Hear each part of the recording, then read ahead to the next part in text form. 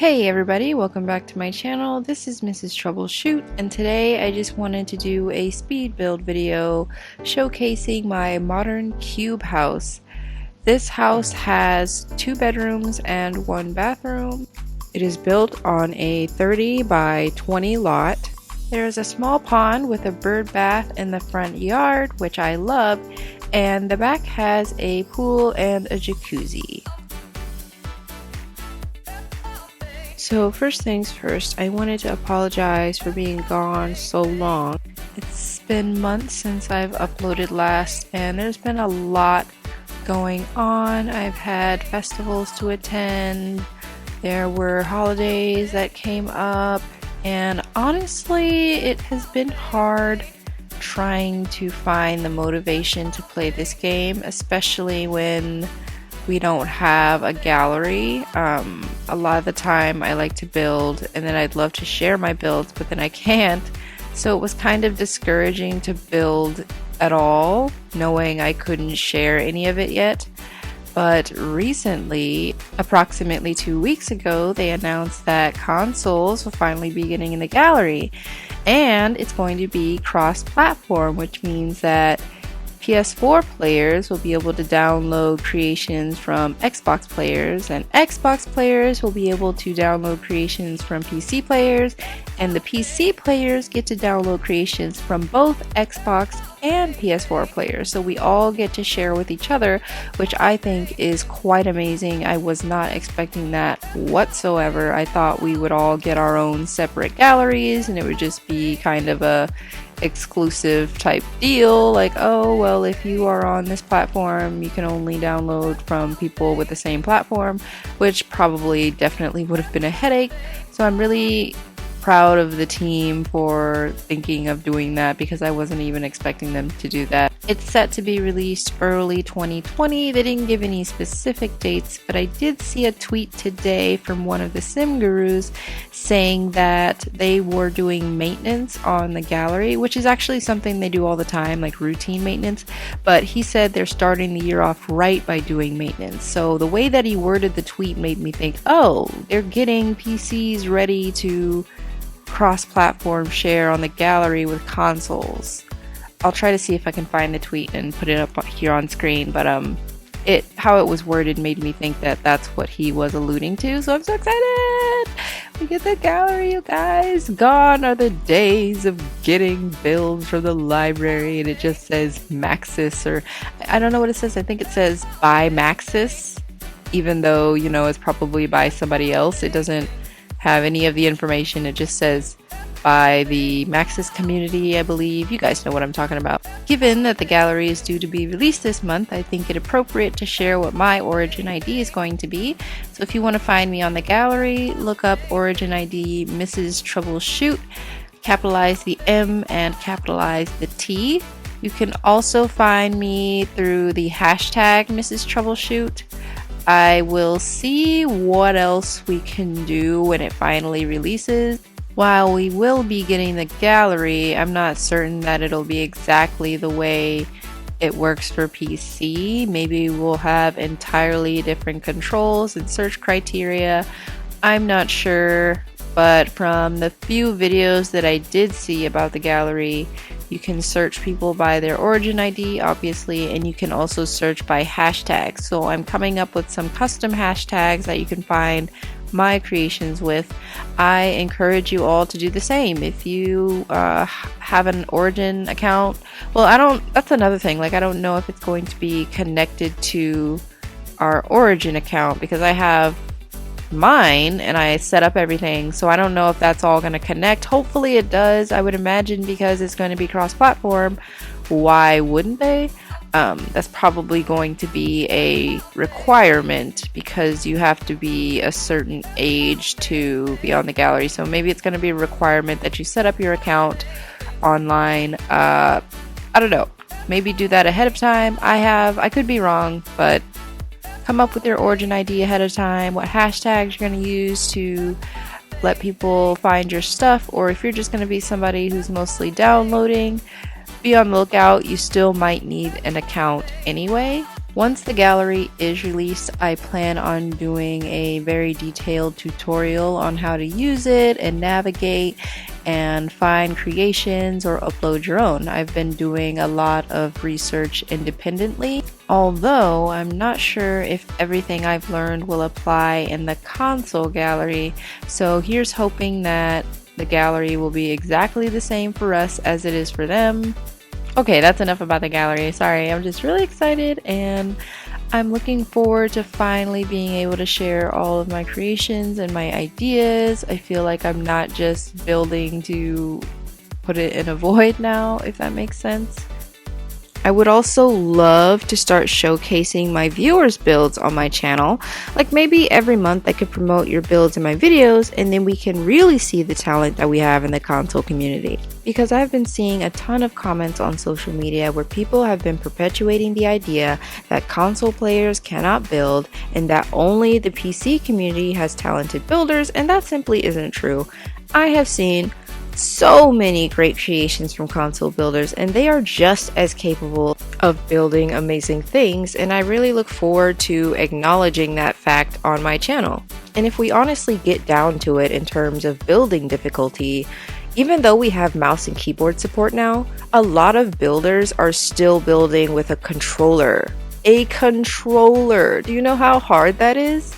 Trying to get specific movements with an analog stick? Come on, it is difficult. And in my opinion, it's even more impressive to see a talented console builder because you know they're using a controller. More than likely, I feel like I'm gonna specify in most of my videos that I'm using a controller because it is hard. It is harder than using a keyboard and mouse, in my opinion. In fact, I used to be a PC player ever since The Sims 1. I played on PC, except for Sims Busted Out. I believe that was on console, which was a really good game, by the way.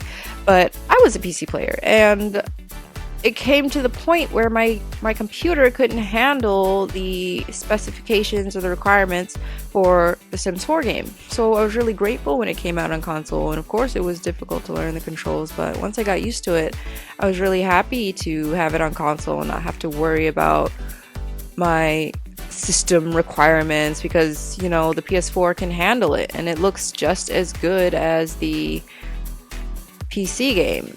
Yeah, I have a video on the way explaining all the reasons I love playing on console because you know what, we're out here. Don't be ashamed to love playing on console. There's nothing wrong with that. PC players aren't better than us, alright? In other news, I don't know if you all have heard, you probably have, we got an announcement for a new stuff pack called Tiny Living, I believe. Yes, Tiny Living stuff pack, and it's coming out on consoles on February 4th. And from what I could gather, it seems like you get a few more clutter items. You get a Murphy bed, which is a bed where it kind of blends into like a bookcase or a bookshelf, like into a wall, and flips up. I guess there's a new way for Sims to die now because if they're sleeping in the bed and it, you know, snaps, it kills you, but I guess there's ways to prevent the deaths. I don't know, it looks really interesting. I love tiny houses and I'm really excited for this pack because it just looks really cute. People did bring up the fact that they wanted bunk beds in this pack. I also thought about that too, like, oh, it's all about space saving and stuff like that. So they're definitely gonna have bunk beds, but one of the gurus, I think, what was his name? Sim Guru, I don't remember. He confirmed, I'll try to put it here on screen. He confirmed that there wouldn't be bunk beds and that it's really hard to implement bunk beds, and people were getting upset because they were like, well, it's been 5 years and, you know, we had them in other games, so what's taking so long with this game? And they accused them of, you know, doing a money grab. They said that, hey, this could have been included in University, and you know, those are valid points. I for one was shocked when there were no bunk beds included in University because I know in other countries abroad, like the UK for example, they don't have bunk beds in their dorms, and they also tend not to have roommates, so it is not common abroad for people to have bunk beds in their universities. For those of you who don't know, I'm American and I went to a university in America, and my first roommate was actually from the UK, from England, and she explained to me that they don't have roommates, they get their own rooms and stuff like that. But it's very common in America for us to have bunk beds because we have such tiny rooms that we share with another person. And so we have to have bunk beds to maximize that space because these rooms are incredibly tiny. I remember living in a dorm room that was pie shaped. It had like a pointy corner and then it extended out to where the end of it was the doorway, and there was no space in that room. So we also had loft beds, which is basically a bed on top of a metal frame with space underneath for you to have a television or a seating area of some sort. It's all in the name of maximizing space. So I know around the world though, bunk beds are usually associated with children or families that have bunk beds specifically for children. Around the world, people don't commonly associate bunk beds for adults or students in university. They also get associated with hostels, which are kind of like a cheaper hotel where you can rent a bed and there's several other people staying there, be they travelers, workers, or students, and everyone's renting their own bed. So establishments like those more commonly do have bunk beds. So I understand from a global perspective why bunk beds weren't included in university, but at the same time I was shocked that it was not included because it is such an essential part of college dorm life in America. Now, that's not to say that all Americans have bunk beds in their dorms. I had a dorm where I didn't have a bunk bed. It was just me and my roommate on either side of the room. There's different ways, there's different setups in American dorm rooms, but bunk beds are a very common setup. Okay, just changing gears here quickly for a second. Can we just talk about how difficult landscaping is? I feel like it's always maybe too cookie cutter or not cookie cutter enough, if that makes sense. Like it's almost like it's too neat or not neat enough. I always go back and forth on that. I like more natural looking landscaping, but that's one of my that's one of the things I have difficulty with, so I'm working on making my landscaping look more natural and realistic because I really do like realistic builds and realistic worlds.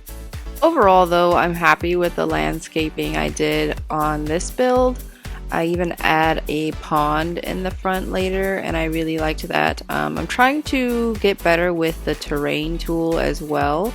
I want to make more houses on top of hills and more interesting terrain. I don't know, just more stuff like that I think could be good for my builds because I feel like it tends to be a little more flat than I'd like it to be, and so hopefully by mastering the terrain tool I'm able to incorporate more organic shapes and designs into my builds.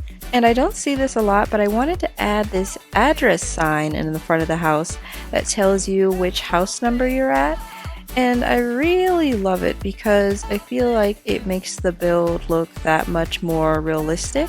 So you might notice in this video that I don't show you every single decision I make because it will make the video entirely too long.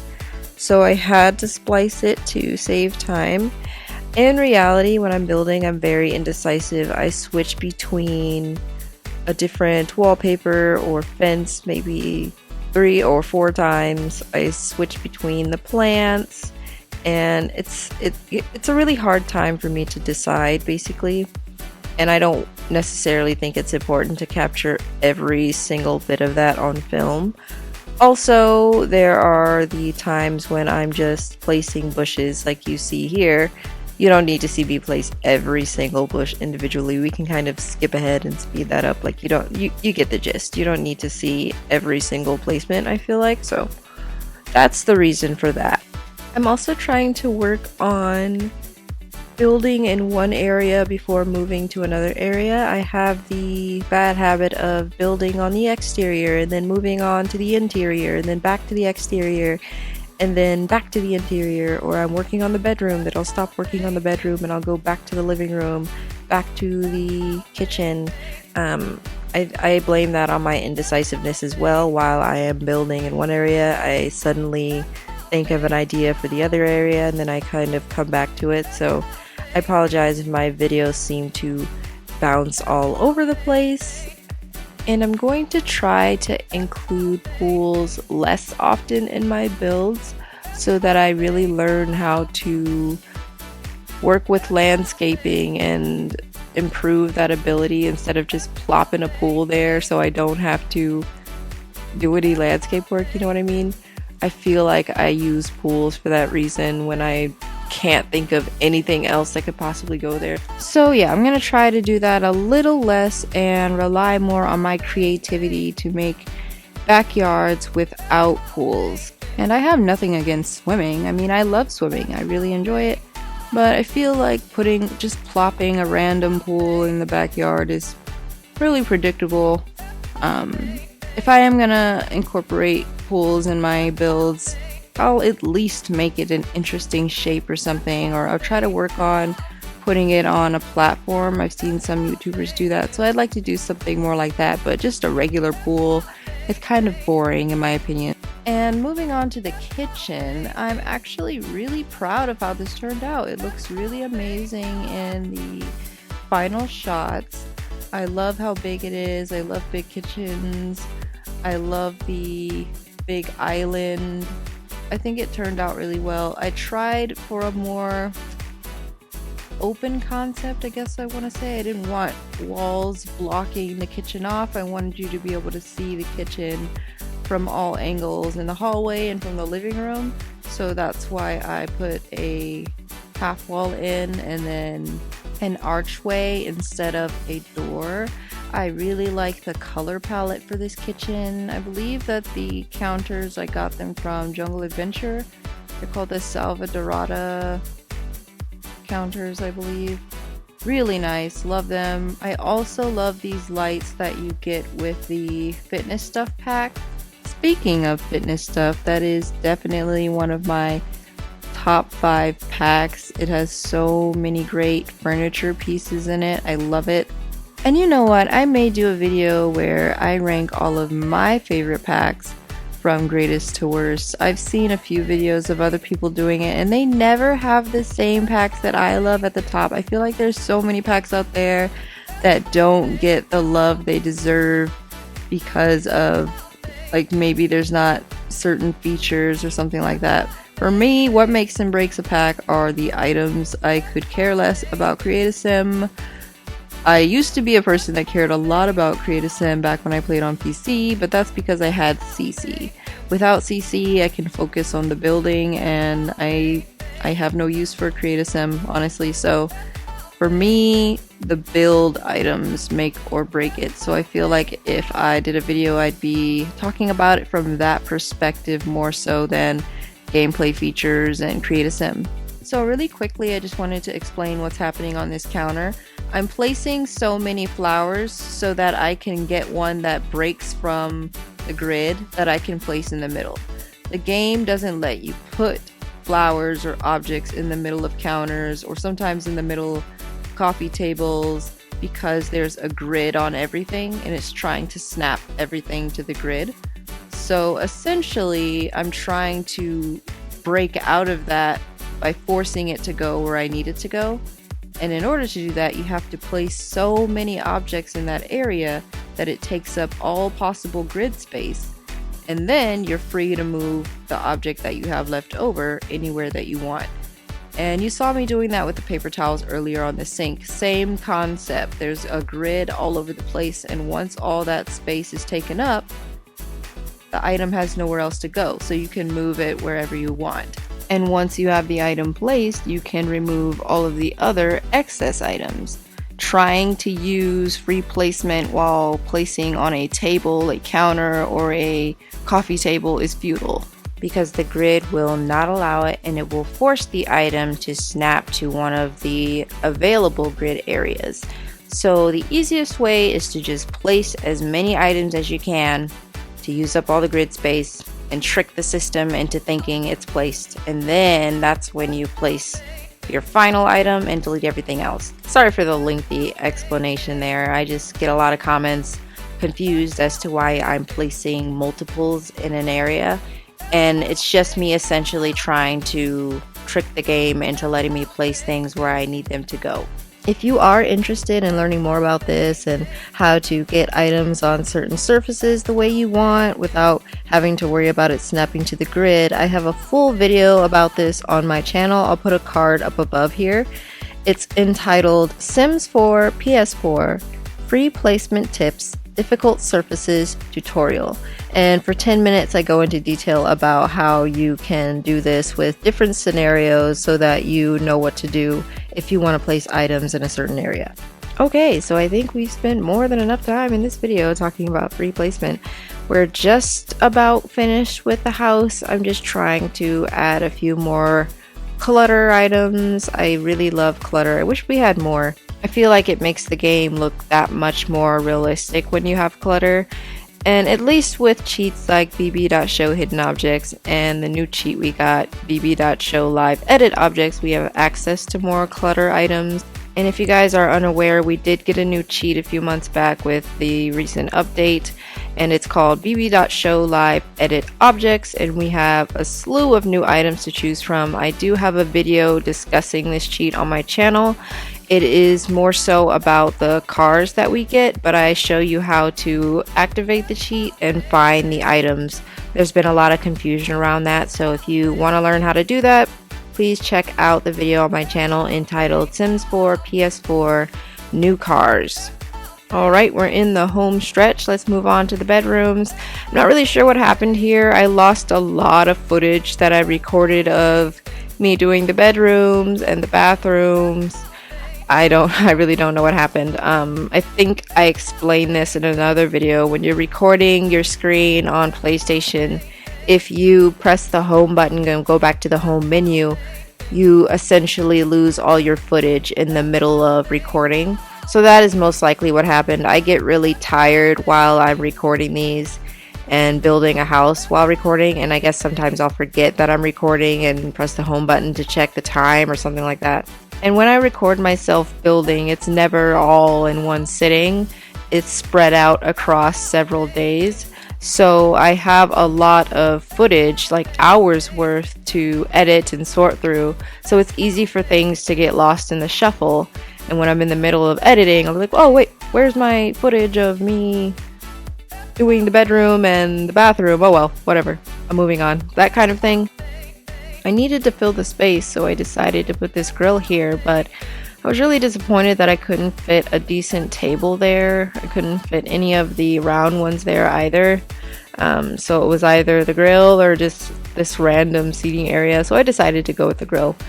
And then towards the end of the build, I decided that the lights that I put on the back of the house didn't really make sense, so I used the same lights that I had on the front of the house, and I think it turned out looking way better. And lastly, we have the pond. This was my first real attempt at using the terrain tool, and not gonna lie, it's pretty difficult. It's incredibly difficult. I'm sure I'll get used to it the more I use it. I've been avoiding it up until this point, but I felt like the front of the house just looked so bare. You know, it just looked like it was missing something, so I had to go ahead and put this in. And I really like how it turned out. I think it looks natural and beautiful. Wanted to add some trees to kind of give the place some life.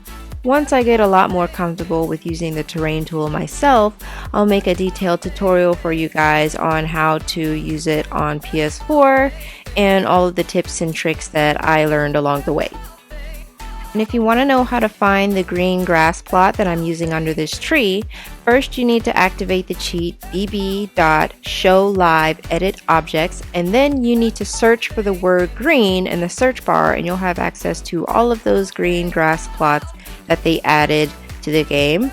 Also, if you are interested in finding these little white brick items, you need to type in bb.show hidden objects into the cheat bar, and then you need to search for the word unknown in the search bar, and you'll find that item on the list.